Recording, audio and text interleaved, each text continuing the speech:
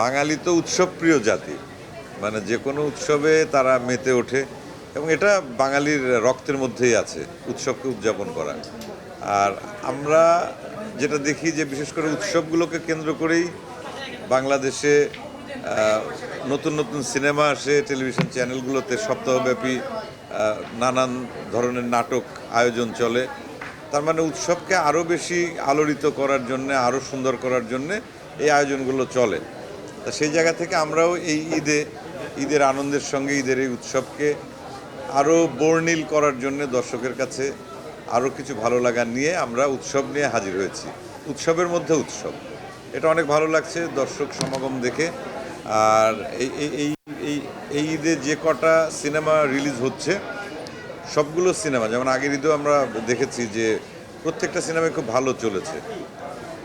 এটা আমরা আসলে চাই যে আমাদের সিনেমা এইভাবে এগিয়ে যাক এবং আমাদের দর্শকেরা সিনেমা হলে এসে সিনেমা দেখুক, এবং যত দর্শক আমাদের সিনেমা হলে এসে সিনেমা দেখবেন আমরা আসলে তত বেশি ভালো ভালো সিনেমা নির্মাণ করতে পারবো।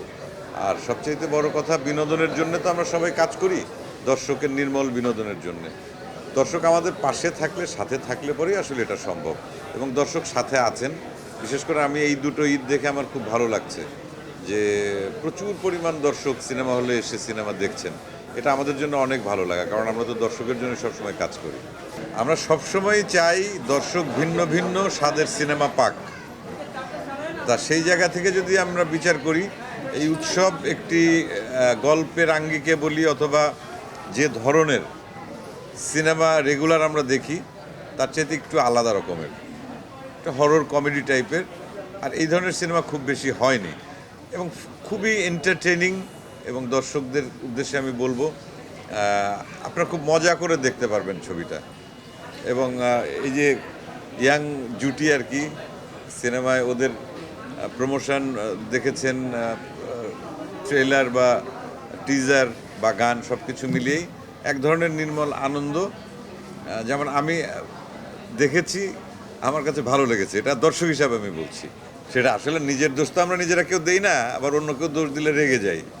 তা আসলে নিজেকে নিজে দোষ দেওয়ার মধ্যে এক ধরনের মজা আছে, যে আমি আমার ভুলগুলো, আমার ত্রুটিগুলো যদি দেখিয়ে দিই খুঁচিয়ে খুঁচিয়ে, সেটা বোধহয় বেশি ভালো। তা আমি, জয়া আহসান আর অপি করিম, আমরা তিনটি স্পেশাল চরিত্রে অভিনয় করেছি এবং তিনটা ভূতের চরিত্রে। তা এই ভূতগুলো হচ্ছে যে তিনজনের রূপ ধরে তো আসে, তা যে কারণে একজন আরেকজনকে খোঁচানোটা খুব সহজ হয়েছে, মজার হয়েছে, এবং দর্শক তাতে দেখা যাচ্ছে খুব মজা পাচ্ছে, তাই না? আমি যখন চঞ্চল চৌধুরীকে নিয়ে বাজে কথা বলছি, বাজে মানে কি, গালাগালি না, মানে একটু আর কি খোঁচা দিয়ে কথা বলা, তো এটা দর্শক খুব মজা পাচ্ছে এবং ভালোই লাগে। সবগুলো সিনেমাই কিন্তু আলাদা, এবং রেগুলার যে প্র্যাকটিস সিনেমার সেখান থেকে একটু আলাদা ধরনের গল্প মেকিং বা সব কিছু মিলিয়েই।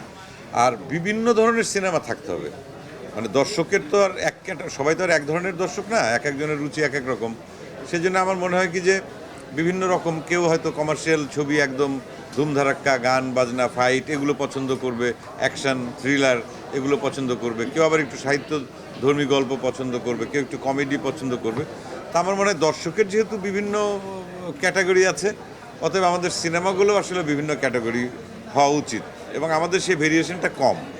তা এই উৎসবটা কিন্তু একটা নতুন আঙ্গিক তৈরি করলো আমাদের সিনেমার ক্ষেত্রে, যে হরর কমেডি আর কি, যেটা এই হরর কমেডিটা আসলে খুব বেশি হয়নি, আমার খুব বেশি জানা নেই যে দর্শক। এবং আমরা এই গল্পের সবচেয়ে বড় যেটা মজার বিষয়, যে সময়কালটা 90-এর দশক, এবং সেই 90-এর দশকের লুকটা কীরকম ছিল, পোশাক আশাক থেকে শুরু করে আমাদের সোসাইটি, আমাদের আচার আচরণ সব কিছু, এটা একটু রিকল করা আর কি। তা সব কিছু মিলিয়ে আমি চাই যে বিভিন্ন ধরনের সিনেমা হোক এবং দর্শক সব ধরনের সিনেমার সঙ্গে যুক্ত হোক, দেখুক, এনজয় করুক। জাহিদ ভাই, মানে জাহিদ হাসান বাংলাদেশের অনেক অনেক অনেক জনপ্রিয় একজন অভিনেতা, এবং আমরা যখন অভিনয়ে আসিনি তখনই তুমুল জনপ্রিয় অভিনেতা, এবং ওনাদের অভিনয় দেখে দেখে কিন্তু আমরা আগ্রহী হয়েছি এই অভিনয়ে। তা সেই জাহিদ ভাই এখানে মূল চরিত্রে অভিনয় করছে, এবং জাহিদ ভাইয়ের অভিনয় সম্পর্কে তো আমার বলার আর কোনো মানে দুঃসাহস নেই। এবং জাহিদ ভাই খুবই এন্টারটেনিং অ্যাক্টিং করেন, এবং এই ধরনের ক্যারেক্টারে উনি আনপ্যারালাল।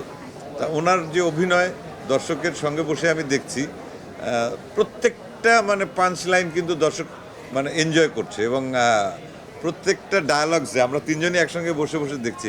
আমি নিজেও মানে নিজেও হাসি পাচ্ছে, দর্শকও দেখছি অনেক মাঝে মাঝে হেসে উঠছে জোরে, তার মানে এনজয় করছে, মানে এনগেজিং টোটাল স্টোরিটা। এবং জাহিদ ভাই মানে অবশ্যই একজন গ্রেট অ্যাক্টর, এবং সেই সঙ্গে যারা যারা আছেন, জাহিদ ভাই, মিমি আপা, তারিক আনাম খান ভাই, ইন্তেখাব দিনার, দিব্য, সরি দিব্যর কথা বলি, সৌম্য,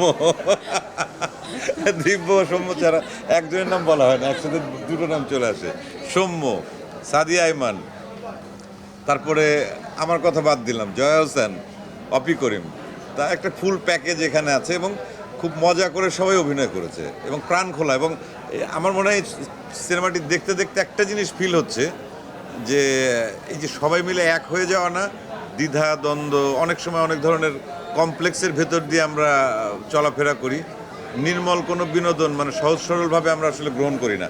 তো সেই জায়গায় মনে হচ্ছে একদম ক্লিন একটা বিনোদন, এটা এটা আমার কাছে খুব ভালো লাগছে।